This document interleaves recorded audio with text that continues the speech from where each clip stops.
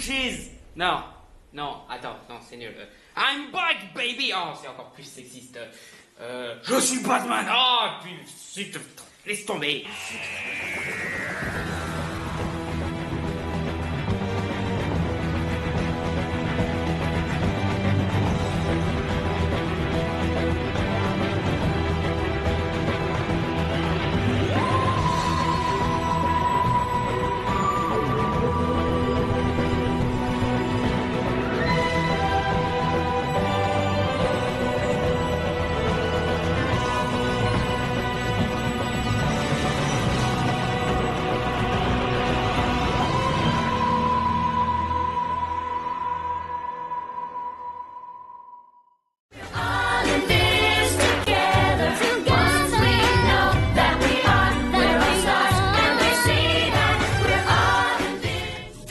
C'est bon d'être de retour.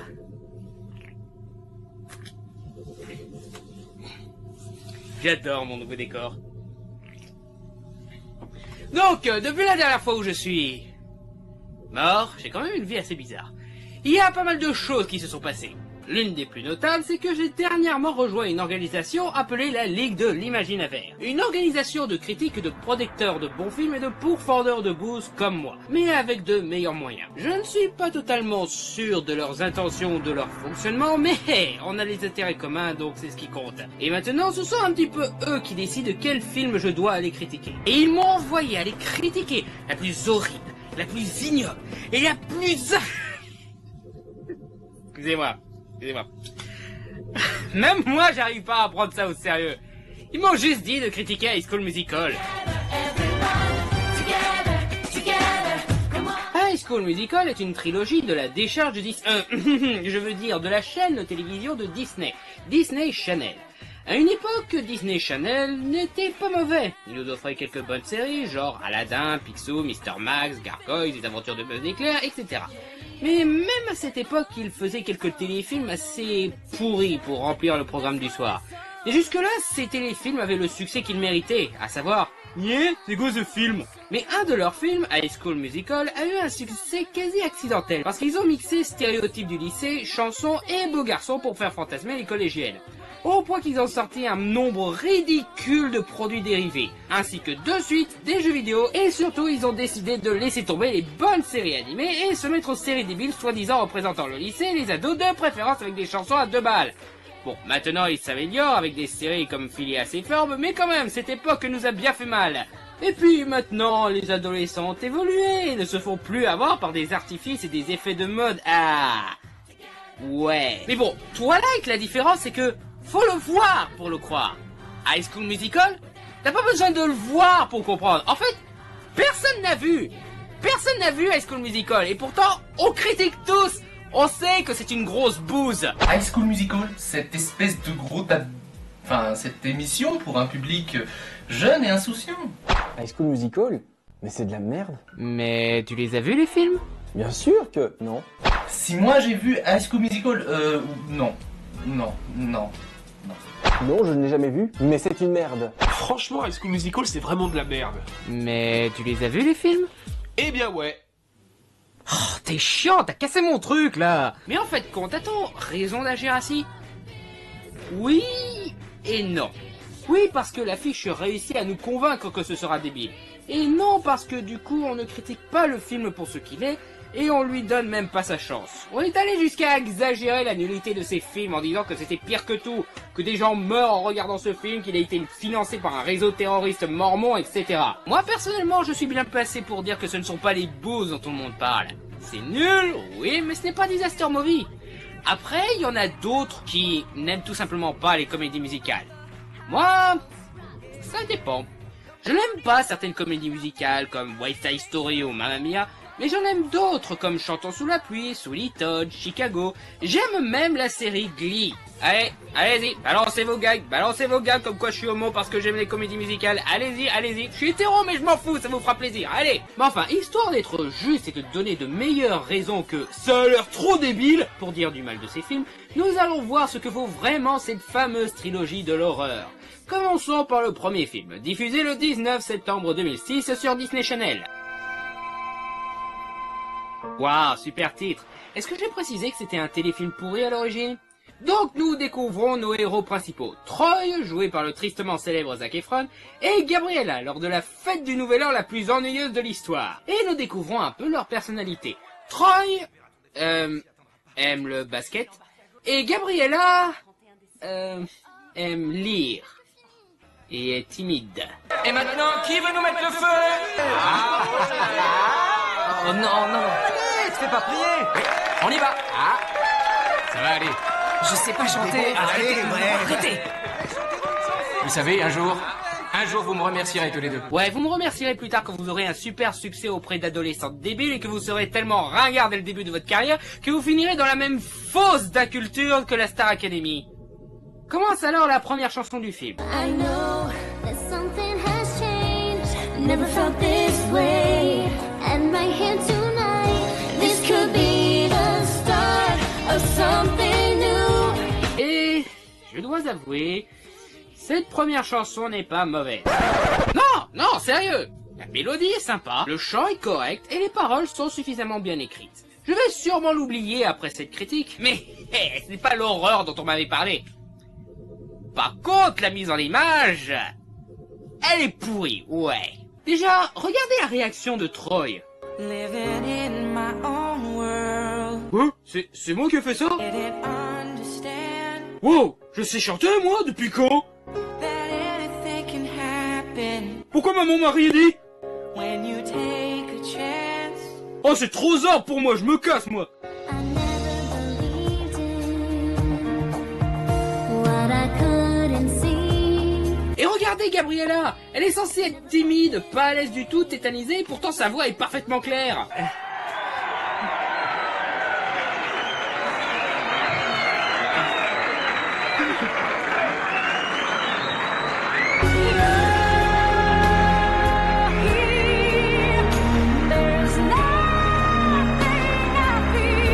Je vais pas critiquer le fait que c'est en playback, ce n'est pas un concert, c'est un film, c'est normal que les chansons soient enregistrées à part et rajoutées en post-prod. Mais vous pourriez occulter un peu le fait que le chant ne sort pas de leur bouche? Ça ne colle pas une seule seconde! Leurs expressions faciales sont trop différentes avec ce qu'ils sont en train de chanter! Start of something.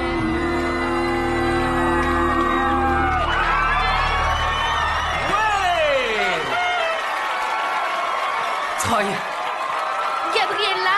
Hé, je te connais depuis 30 secondes. On s'échange le numéro? Ouais, parce que c'est ce que font tous les ados, n'est-ce pas? Ouais, au fait, t'aimes le bateau, hein? Où elle est passée? Je suis Batman! On enchaîne ensuite à la rentrée, où Troy retrouve l'école Einstein, ou comme j'adore l'appeler, l'école East Stereotype. Alors, le mec populaire, sportif et ridiculement beau, check.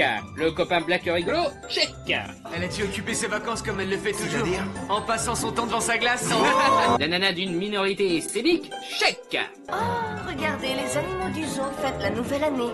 Bande de primitifs. D'abord, un geste de la main que tu accentues avec le doigt, tu parles du nez en tendant le cou. Et là, ce que tu dis devient ironique, c'est ça qui donne le ton. Mais tu peux pas comprendre si tu regardes pas les séries télé. Il manque quelqu'un dans le lot.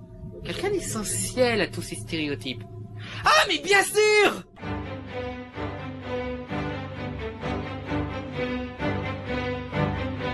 Salut, Troy.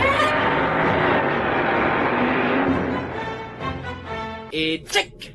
Ah, et elle est accompagnée de son frère homosexuel, Luigi. Non, c'est pas vraiment son nom, mais j'aime bien l'appeler Luigi. Vous verrez bientôt pourquoi. Je profite de ce moment pour vous dire quelque chose d'assez intéressant à propos de Zac Efron.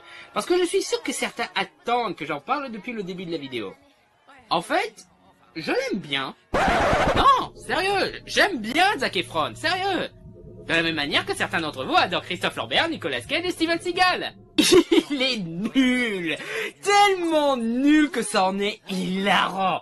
En fait, dans les moments où il se veut un peu sérieux, dans les moments vraiment graves, il me fait penser à Matthew Perry dans son expression. Ce qui est assez marrant quand on voit dans quoi il jouera plus tard. Et puis, c'est pas le pire acteur du film. Gabriella est 1000 fois pire. Je vous présente Gabriella heureuse, Gabriella triste, Gabriella confuse, Gabriella en colère, Gabriella gênée, Gabriella constipée, et mon préféré, Gabriella regardant Soccer Punch. Lors d'un cours, Troy croise Gabriella et veut s'assurer que c'est bien elle en appelant avec son téléphone. Et la sonnerie me enrage la prof de théâtre, Madame Darbuse. Nous appliquons la tolérance zéro vis-à-vis des portables utilisés en classe. Nous ferons donc plus ample connaissance pendant cette heure de retenue. Votre téléphone. Et bienvenue à East High, Mademoiselle Montez. Monsieur Bolton, je vois que votre téléphone est impliqué dans l'affaire. Par conséquent, je vous attends aussi en retenue. Non, attendez, on a un entraînement de basket et Troy... Stop, ça vous fera aussi 15 minutes de retenue, Monsieur Danford, et vous me ferez le décompte. Ça va être dur pour lui vu qu'il sait à peine compter jusqu'à 5. Et l'heure marquée ici, 15 minutes. Dois-je continuer le massacre? Qui dit mieux? Ah, 6 heures de colle par ici. Allez, dépêchez-vous, c'est bientôt fini. 6 heures de colle une fois, 6 heures de colle 7 heures de colle. Ok, 7 heures de colle une fois, 7 heures de colle 2 fois, 7 heures de colle 3 fois. Adjugé, 7 heures de colle pour tout le monde. Yeah! Pourquoi cette haine pour les téléphones portables? Un téléphone portable a tué mon mari! Tu vas arrêter de poser les questions qu'il fasse, petit con! Vous avez des commentaires? Des questions? Jason! Comment se sont passées vos vacances, Madame Darbus? Donc Troy finit par retrouver Gabriella et découvre qu'ils font partie de deux mondes différents. Troy est un sportif et Gabriella est une scientifique. Attends une minute. Une comédie musicale sur deux adolescents se rencontrant et tombant amoureux l'un de l'autre durant des vacances pour se retrouver au lycée où ils découvrent qu'ils n'ont rien en commun? Et c'est grise! C'est un putain de plagiat de grise ce truc! Mais enfin, alors qu'ils discutent, Troy et Gabriella tombent sur une fiche d'inscription pour le théâtre musical. Ils s'y intéressent tout en faisant comme si de rien n'était. Pourquoi? Gabriella devient amie avec la blague cynique Taylor. Oui, c'est son nom, je ne sais pas pourquoi ses parents lui ont donné un nom de garçon, mais c'est comme ça, qui est aussi une petite scientifique. Et elles se mettent d'accord pour participer en équipe à un décathlon de sciences, après que Taylor ait vu que Gabriella est une génie qui corrige même la prof. Oh non, elle est intelligente. Si elle est intelligente, elle va se faire rejeter par tout le monde. Elle ne pourra pas sortir avec Troy parce que c'est un sportif. Oh, cruel destin. Pendant ce temps, Troy va s'entraîner avec son équipe de basket, les Wildcats. Ce qui veut dire chat sauvage. Je précise ça pour poser une petite question qui me trotte dans la tête depuis des années. Pourquoi toutes les équipes de foot, de rugby dans les fictions et tout s'appellent les chats sauvages? Qui sommes-nous? Les chats sauvages! Qui allons nous battre? Les chats sauvages! Je voulais te demander un truc, Chad, tu sais, sur la comédie musicale. C'est vrai que passer l'audition, ça donne des points. Qu'est-ce que ça peut nous faire? Arrête, ça peut aider pour l'université. Tu crois que Michael Jordan et Shaquille O'Neal ont auditionné pour la comédie musicale de leur lycée? Non, mais ça n'a pas empêché Shaq de chanter. Et Dieu qu'on regrette tous ce temps-là. La musique dans ces trucs, c'est pas du hip-hop, ni du rock. C'est archi nul et c'est ringard. C'est pas de la musique, c'est de la soupe, c'est tout. C'est que du maquillage et des paillettes. Et là, mesdames et messieurs, vous pouvez voir le moment où ce jeune homme s'est rendu compte dans quoi il jouait. Tu crois que c'est normal d'avoir une attirance sexuelle pour autre chose qu'un ballon de basket? Quoi? Mais t'es complètement dingue! Mais enfin, l'entraînement commence et...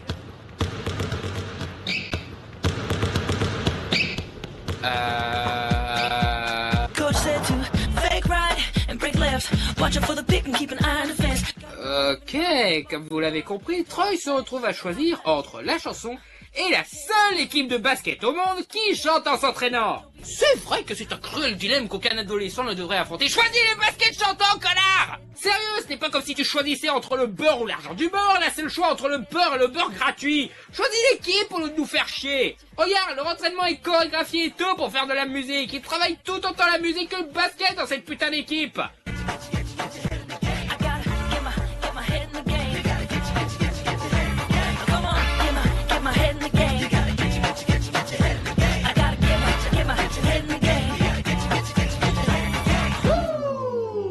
Bon, certains vont sûrement m'expliquer qu'il ne danse pas vraiment, que c'est juste dans la tête de Troy pour montrer que sa passion de la musique surpasse sa vision de la réalité, comme on le voit dans pas mal de comédies musicales.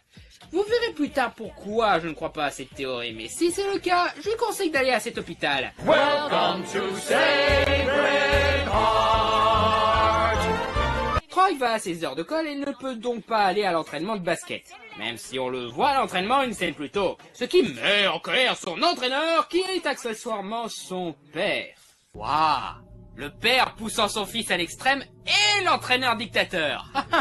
2 stéréotypes en un, bien joué! Et c'est là qu'on comprend quelque chose de bien spécifique à propos de la prof de théâtre. Elle est complètement tarée! Le cas le plus odieux de la mauvaise utilisation de son portable est quand il sonne dans un théâtre. Quel sacrilège!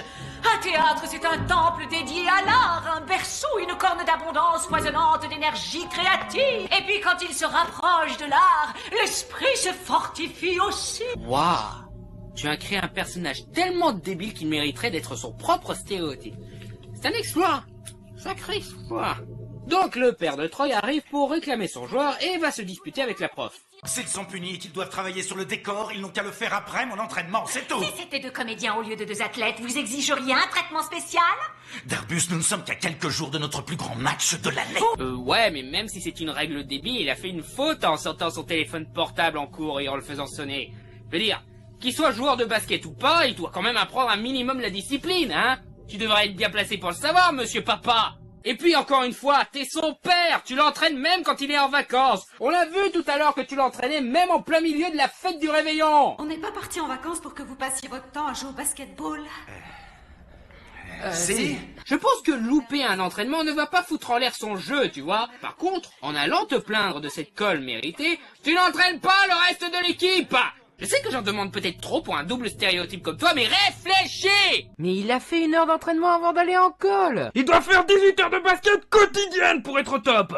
Alors déjà que vous m'emmerdez parce qu'il doit pas dribbler en cours ou à la cantine, vous allez pas me foutre en l'air encore plus d'heures d'entraînement. Il saura bientôt comment gagner un match en utilisant que ses cheveux, et vous verrez que ça valait le coup. Bon, d'accord, arrêtez de me faire chier. Je vous rends Troy, c'est bon. Bon, par contre, pour Gérard, je vais pas pouvoir le libérer. Hein. Mais c'est mon 2e meilleur joueur, il faut absolument qu'il fasse ses 18 heures de basket. Il est en tôle parce qu'il a tué une lycéenne. Ouais, et? Mais secrètement, Troy va essayer de s'inscrire au groupe de chant. Mais à cause de sa colle, son père et Chad, son copain Black, veulent s'assurer qu'il ne fasse pas de bêtises.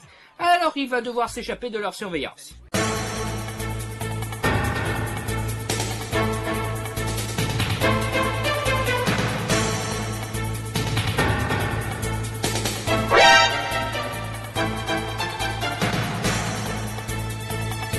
Il arrive à temps pour les auditions où il retrouve Gabriella, et on voit un petit aperçu des autres chanteurs. It's hard to believe that I couldn't see that you were always right beside me. Waouh, qu'est-ce qu'il faut pas faire pour faire croire que les chansons d'High School Musical sont des chefs-d'œuvre? It's hard to believe that I couldn't see that you were always there. Tiens, c'est bizarre, vous avez remarqué à quel point Madame Darbus ressemble à Madame Doubtfire? Courez les enfants, il y a un travesti dans l'école, courez!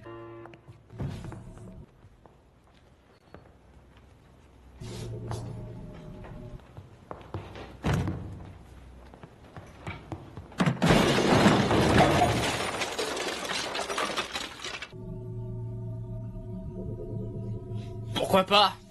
Extraordinary, extraordinary, oh, extraordinary, oh, car t'es juste extraordinary. Quelle interprétation très alarmante. Allez voir le psychologue scolaire. Mais enfin, vient le tour de Blondila et Luigi, et là vous pouvez voir pourquoi je l'appelle comme ça.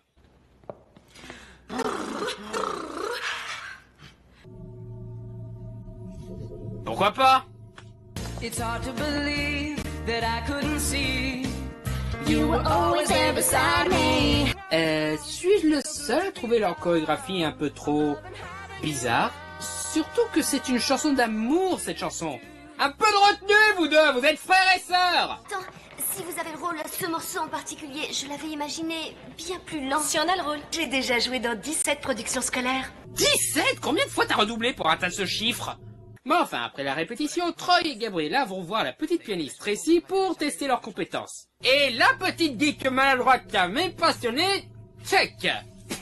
Ah, et c'est le meilleur personnage de toute la saga. Ouais, on est mal à ce point.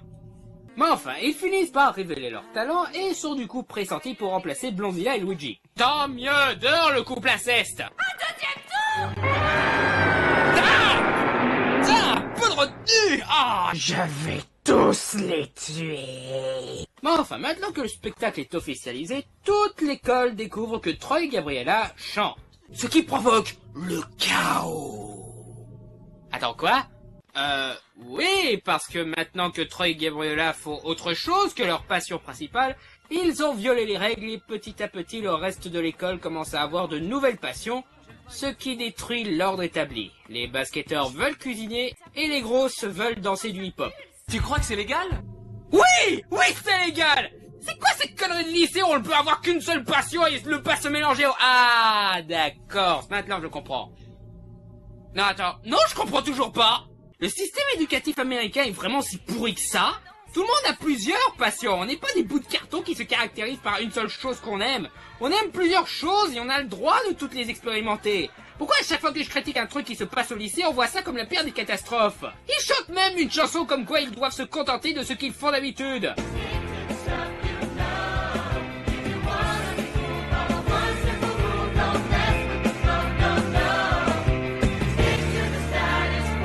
Ok, pour être honnête, ce qu'ils nous enseignent là maintenant, c'est une assez bonne morale. Ils nous enseignent en gros que c'est bien d'avoir plusieurs passions et qu'il faut se battre pour pouvoir toutes les faire. Ne pas privilégier certaines passions selon la vie des autres. Mais sur quelle planète les scénaristes vivent pour croire qu'il y a des gens qui vont t'empêcher d'avoir plusieurs passions? Ça me paraît l'évidence même. La prochaine fois tu vas apprendre quoi? Que c'est bien de respirer? Ah, et la chanson, ça me permet de revenir sur ce que je disais tout à l'heure. Vous pensiez que la chanson de basket était dans la tête de Troy? Eh bien, regardez celle-là. Elle n'a aucun point de vue. Troy n'est pas là, ni même Gabriella. Et tout le monde chante la même chanson, parfaitement chorégraphiée sur une nouvelle qui choque tout le monde. Donc oui, on est sur une planète qui n'a aucun sens. Je sais bien que c'est une comédie musicale et que c'est comme ça que ça marche, il faut pas chercher, il y a des chansons c'est tout. Mais ça reste très con que des gens se mettent à chanter sur le fait qu'on ne doit avoir qu'une seule passion et que donc ils ne doivent pas chanter.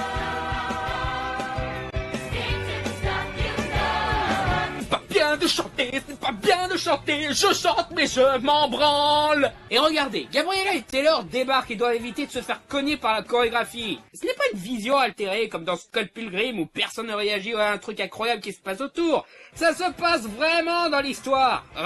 Enchaînons, parce que sinon on va passer toute la journée là-dessus. Gabriella fait tomber accidentellement son plat sur Blondina, ce qui, comme toujours à la cafette et dans les films débiles, déclare la guerre. Tu crois qu'elle est vraiment furieuse contre moi? Enfin, je me suis excusée. Écoute, depuis la maternelle, Sharpen n'a eu aucune concurrence côté chant. J'ai pas cherché à lui faire la concurrence. Sharpen n'en démordra pas. Je vais te dire, si cette fille trouvait le moyen de jouer à la fois Roméo et Juliette, elle laisserait même pas jouer son frangin. Tu trouverais ça normal qu'ils jouent tous les deux Roméo et Juliette? Vous êtes dégueux! Vous êtes tous dégueux! Mais enfin, Troy et Gabriella finissent par décider de s'embarquer complètement dans cette aventure musicale, chose qu'ils doivent faire en se cachant. Pourquoi? Tout le monde sait que vous chantez! Pas la peine de le cacher à ce stade! J'adore la scène où Blondina cherche Gabriella aux toilettes. Elle tape les portes d'un coup de pied comme si elle était une flic ou quelque chose, et ne voit pas que Gabriella s'est planquée juste là. Mais la passion du chant de Troy commence à gêner son père. Pourquoi? Il devrait être content de voir qu'il va pécho grâce à ça. Des matchs de championnat, on n'en a pas toutes les semaines. C'est particulier. Et tu crois pas qu'il y a d'autres choses particulières? Non, pourquoi? Mais t'es un basketteur, hein? Pas un chanteur. Tu peux me dire pourquoi je pourrais pas être les deux? Bonne question! Malheureusement, le reste de l'équipe de basket refuse qu'il puisse être les deux. Toi, t'es un basketteur. T'es pas un petit chanteur à la noix. Excuse-le de vouloir être un personnage en 3 dimensions, monsieur le bout de carton stéréotypé. T'as déjà vu Michael Crawford sur une boîte de céréales? C'est qui, Michael Crawford? C'est exactement ça. Il jouait le fantôme de l'opéra à Broadway. Et tu vois ma mère? Elle a vu cette comédie musicale 27 fois. Et elle a mis la photo de Michael Crawford dans notre frigo. Attention, pas dessus, dedans. Alors tu comprends, si tu joues au basketball, tu finiras sur une boîte de céréales. Et si tu fais des comédies musicales, tu finiras scotché dans le frigo de ma mère. Mais pourquoi elle met sa photo dans le frigo? Pour son régime, soi-disant que ça l'aide. Encore une fois, je dis, hein? Mais enfin, au final, l'équipe de basket décide de s'organiser avec l'équipe scientifique pour faire rompre Troy et Gabriella. Est-ce qu'ils sont ensemble? Je veux dire, ouais, ça se voit qu'ils s'aiment et tout, mais on ne les voit pas vraiment en couple. Mais enfin, ils vont faire rompre les deux parce que leur amour est la seule chose qui leur donne envie de chanter. Et que s'ils ne chantent plus, ils seront à 100% dans le match et dans le décathlon. Eh, vous savez qu'est-ce qu'il y a de plus déstabilisateur qu'une envie de chanter? Un cœur brisé, bande de connards de meilleurs amis! Et de leur côté, Blondila et Luigi soupçonnent les deux équipes de soutenir Troy et Gabriella pour qu'ils gagnent le concours de chant. Les sportifs contrôlent une bonne partie de l'école. Et si Troy fait le spectacle, alors c'est tous les élèves qui seront avec eux. Et si ces matheuses font en sorte que Gabriella sorte avec Troy Bolton, leur club de sciences passera du ringard au top canon. Mais le groupe scientifique est déjà au top canon. Je veux dire, t'as vu les deux nanas là? Gabriella et Taylor? Elles sont ridiculement jolies. Ryan, on doit sauver notre spectacle des gens qui ne font pas la différence entre un Anthony Hopkins et un Tony Parker. À savoir les sourds et les aveugles? Personne ne se met sur la route des Lannister. Mais enfin, le plan des deux équipes est lancé. Ça doit être un gros plan parce qu'ils se synchronisent et tout. Ok, l'équipe Delta et l'équipe Foxtrot sont en place. T'exagérerais pas un peu, là? Mais non, pas du tout. Petit moineau, ici Chou-Fleur, vous êtes prêts? Petit moineau à Chou-Fleur, j'ai la chiesse dans la ligne de mire. Roger, envoyez le colis si le plan Alpha ne marche pas. Non, moi c'est Petit moineau, Roger c'est l'autre avion. Mais pourquoi 2 avions? Parce que ta gueule. Mais enfin, c'est quoi leur plan? Allez discuter en groupe avec les concernés. Chose qu'ils pouvaient faire sans synchro et collaboration. Lui, c'est Bill Natrin, dit l'araignée. Promo 72, il a remporté le titre de meilleur joueur du championnat. Sam Nedler, promo 2002, aussi surnommé Sami Slama-Jama. Capitaine et meilleur joueur de l'équipe de championnat. Lui, c'est le coup de tonnerre. Hap Haddon, 95, il a gagné à 2 reprises le championnat du district. J'ai une meilleure idée. Parlez-lui de Shaq et de Tony Parker pour bien lui faire comprendre qu'aucun basketteur ne doit chanter dans sa vie. Je crois même avoir une petite chanson de Michael Jordan dans un coin, je reviens. Et qui est le premier depuis que le lycée existe à nous faire passer en première catégorie? Troy! Et qui l'a élu capitaine cette année? Nous! Et qui est-ce qui va gentiment se prendre une tôle vendredi dans le match de championnat si Troy s'inquiète pour son audition? C'est nous! C'est quoi cette équipe de merde? Concentrer tous leurs efforts sur un seul joueur? Mais c'est comme ça que vous allez perdre, les gars, comme les bleus, hein. Le basket, c'est un jeu d'équipe. Un jeu d'équipe, ce qui veut dire que vous devez jouer même sans Troy. On est quand même 12 dans cette équipe. Exactement. Putain, Troy est le seul à avoir un cerveau dans ce monde. Et l'équipe de scientifiques parle avec Gabriella avec une présentation PowerPoint. Vous voyez? C'est avec ce genre d'image triste que l'on voit à quel point c'est bien d'avoir plusieurs passions.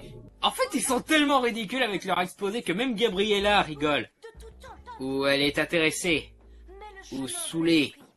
Ou constipée. Je ne sais pas. Arrête de sourire, connasse. Et c'est là que l'on voit pourquoi ils avaient besoin de se synchroniser.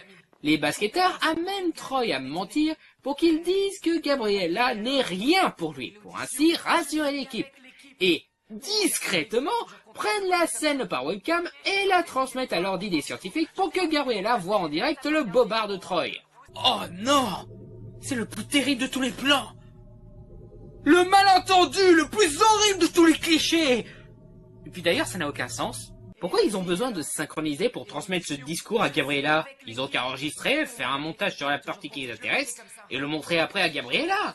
Le montrer en direct, c'est beaucoup de hasard. Déjà, comment savoir qu'il dira ça à ce moment même? Et s'il ne le dit pas exactement ce que vous voulez qu'il dise dans cette minute? Et si la connexion est pourrie que vous ne pouvez pas transmettre? Hein? Oh, attends, c'est vrai. On est sur une autre planète où la webcam est de qualité Super HD de la mort en 2006 et où les problèmes de connexion n'existent pas. Ça veut rien dire pour moi. Vous êtes mes potes et on est une équipe. Gabriella n'est pas importante pour moi. Je vais vite l'oublier, j'en ai rien à faire de l'audition et on va faire ce match et on va le gagner ce championnat.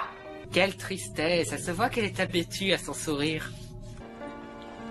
Tu veux qu'on aille déjeuner peut-être? Bon, on sera à la cafette si tu veux venir. Taylor, je sais que c'est dur à voir avec son sourire, mais tu viens de lui briser le cœur. Tu t'en rends compte, je l'espère, avec tout ce manège et la petite larme là. Ça te dit que rien là? Et toi, non, normal. T'es genre, oh alors qu'est-ce qu'on mange ce soir? Donc Gabriella, comme toutes les connes dans les histoires de lycée, croit à ce bobard improbable, part chanter une chanson d'un air joyeux qui dit à quel point Troy est un connard, et va le voir pour rompre avec lui. Seulement, grosse surprise, les deux sont démoralisés et n'arrivent plus à travailler ou faire des paniers. Tu veux dire que quand on brise le cœur de quelqu'un, on brise le cœur de quelqu'un? Waouh! On n'a jamais vu ça sur cette planète! Je comprends pas, ça avait bien marché ce genre de plan sur Jerry l'année dernière, n'est-ce pas Jerry? Donc au final, les deux équipes essayent de réparer leurs erreurs. On veut que tu saches qu'on sera tous présents. et qu'on t'encouragera. Quoi? Ouais, c'est vrai, si t'as envie de chanter, on devrait te pousser et pas essayer de te décourager. Vous m'entendrez pas chanter, les gars. Parce que Gabriella me dit plus un mot. Et j'ignore pourquoi. Nous, on sait. Je les ai préparés tout à l'heure. S'il te plaît, goûte-en un avant qu'on te raconte la suite. Pendant que Troy assassine ses traîtres de meilleurs amis, Taylor essaye d'expliquer la vérité à Gabriella. Ce qui ne marche pas parce que elle est conne. On savait que Chad arriverait à manipuler Troy de telle sorte qu'il laisse tout tomber. On avait tout organisé et maintenant on le regrette vraiment. Personne n'a forcé Troy à dire ce qu'il a dit. Il mentait, connasse. Il ne disait pas la vérité. Il ne disait pas ce qu'il pensait. Taylor vient de te l'expliquer. Et après que la police ait relâché sur caution Troy, il va aller voir Gabriella pour s'expliquer et se réconcilier avec, quoi, leur troisième chanson d'amour. Donc il se redonne à fond pour le match, le décathlon et l'audition. Mais Blondila n'a pas dit son dernier mot et fait en sorte que les trois événements se passent en même temps. Ça aussi, comment ça marche?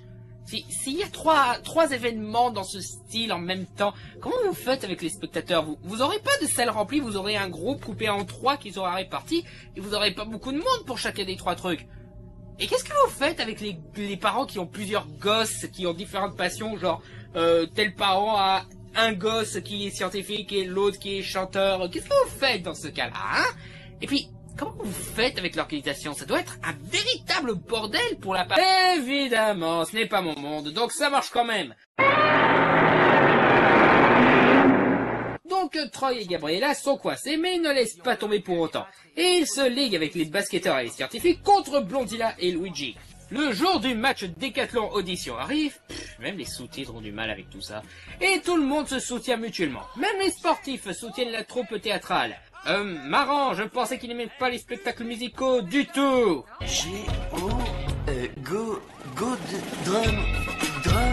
Drama. Ah non, c'est drame.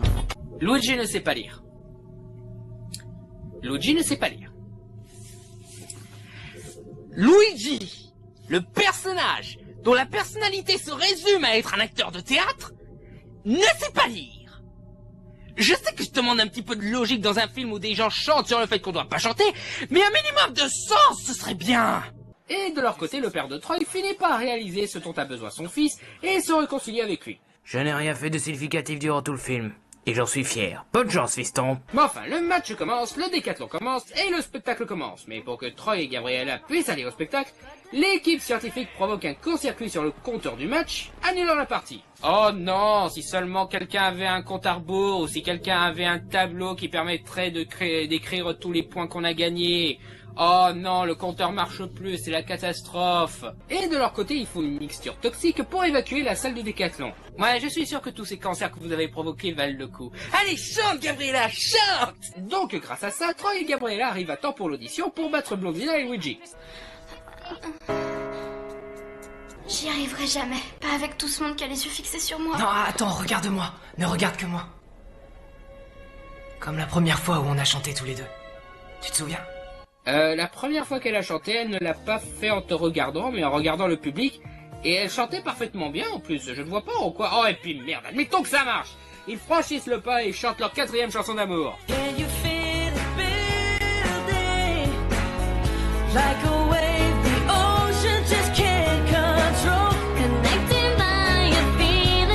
N'empêche, pour des gamins qui ne sont pas habitués au feu des projecteurs, tétanisés devant un public et qui ont une grosse pression sur eux, ils sont plutôt à l'aise. Gabriella bouge comme Céline Dion en concert et Troy fait même du wall walk. Oh et puis merde, bienvenue dans le monde qui n'a aucun sens.